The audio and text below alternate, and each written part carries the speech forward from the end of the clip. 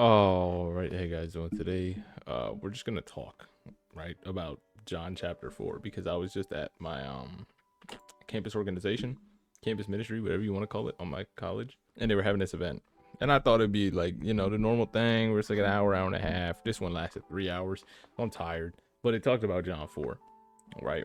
When the Lord therefore knew how the Pharisees heard that Jesus had made more baptized than disciples than John, though Jesus himself baptized not, but his disciples, he left Judea and departed unto Galilee. But he must needs go through Samaria. And she paused here, saying that Jews at the time were beefing with Samaritans. I don't remember what the causality was, but they were beefing with Samaritans and they wouldn't go through Samaria if they didn't need to, right? So the fact that it said Jesus needed to go through Samaria, one, is just not true because he's Jewish, right? And they didn't like the Samaritans, right? The story of the Good Samaritan was basically like, yo, Samaritans are bad people, but it's a good one, right? But he didn't have to go through, but it said he needed to. So let's keep reading. Come to a city of Samaria, which is called Sychar, and it's near to the parcel of the ground that Jacob gave to his son Joseph. Jacob's well was there, therefore, being wearied on his journey, he sat. It was about the 6th hour. And the lady that was speaking, she said she's from Louisiana. And she said, what's different about the 6th hour? She said, even down there in the South, right? Basically, and the same is true here, that a lot of people will wake up early in the morning, get most of their work done, so that when the day is the hottest, they're not outside. And the 6th hour translates to about noon for us. So noon being the hottest part of the day, people wake up mad early, like 6 a.m., do a lot of their work. So when noon comes, they can take a break, right? And Jesus is wearied on his journey because it's at the 6th hour. He's traveling until the 6th hour. He's trying to do that. But most people, what they would do, the women in the town, they would come and get their walk journey with their water early, so that when it came time for the 6th hour and it was the hottest, they would have their stuff done, right? They'd have the water already at home. They didn't have to go anywhere to go get water. So Jesus is at the well at the 6th hour, which is no man's land because ain't nobody doing nothing out there at that time. But here comes a woman of Samaria to draw some water, and he said, give me some water. And the disciples went away to get some meat. So the woman came near to him. How is that you're a Jew and asking me for some water? Because I'm a woman of Samaria. The Jews have no dealings with us. And Jesus said, if you knew the gift of God and who it is he said to, give to me, you would have asked of him, and he would have given you living water. And the lady said, sir, you don't even have something to draw with, and this well is deep. How are you getting living water? And are you greater than our father Jacob, who gave us the well, and drank here, and his children, and his cattle? And Jesus says, whoever drinks of this water is going to thirst again, but whoever drinks of the water I shall give him shall never thirst. But the water which I shall give him shall be in a wellspring, which is everlasting life. And the woman said, sir, give me this water. I thirst not, that I thirst not, neither come hither to draw. So give me the water. I'm not trying to get thirsty again, and I don't want to come all the way out here just to get water. And Jesus said, go call thy husband, come hither. The woman answered and said, I have no husband. Jesus said, yeah, I know that. Yeah, you got no husband. And you right, you have five.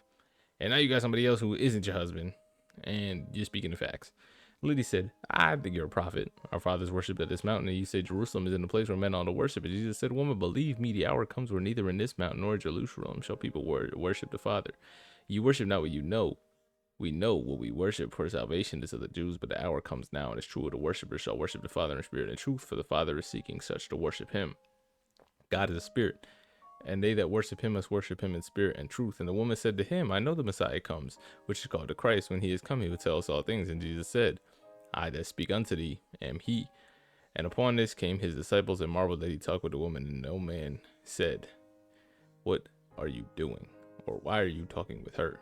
And the woman then left her water pot and went away into the city and said to the men, come see a man which told me everything I ever did. Is this not the Messiah? And then they went out of the city and they came to him.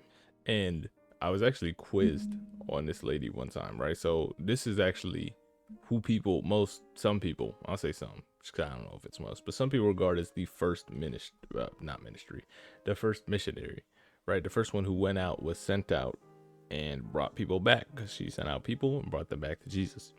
Regardless of that fact, I was quizzed one time by the leader of our Bible study, and he said, who can tell me this woman's name? And nobody knew. And then, you can just Google it, but we didn't know off the top of our heads. And her name was actually Saint Photini, and she was pretty Photini, spelled Photini. And she's actually pretty well documented in the early churches, being like one of the earliest missionaries and somebody who's actually real life documented for real, which is also important because me personally, I like to point the finger at St. Thomas and being like, Firstly, he was an apostle. Secondly, he doubted Jesus and then went out and spread the message. This lady, she met Jesus, and that's important enough. But it's another witness to somebody who's seen and experienced Jesus in the flesh and something for real.